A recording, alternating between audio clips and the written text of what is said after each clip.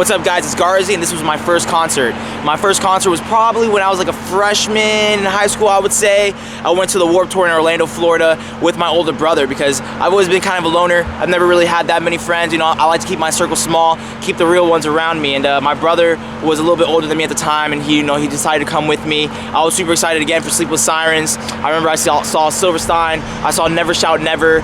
I saw a bunch of people that I was into at the time. It was a great day. I remember having a great time, and shout out my brother. We saw Memphis Mayfire. I was super big into them, and my older brother got me to the front. I remember he got me to the front because I wanted to see Maddie right there in front of me in person. He was the big brother that was protecting me, pushing me up to the front, getting me there, and I just remember being so inspired. And it's funny because I feel like you go to concerts a lot of time, just, even when you go randomly, especially when you go randomly, you're not really expecting to vibe, or, what I'm saying, you're not really sure how the day's gonna go, and then somehow you always walk away inspired or feeling brand new, and I remember that day in particular, that's like, I knew that that's what I wanted to do one day. I always wanted to be on tour, especially I wanted to be on Warped Tour, RIP Warped Tour.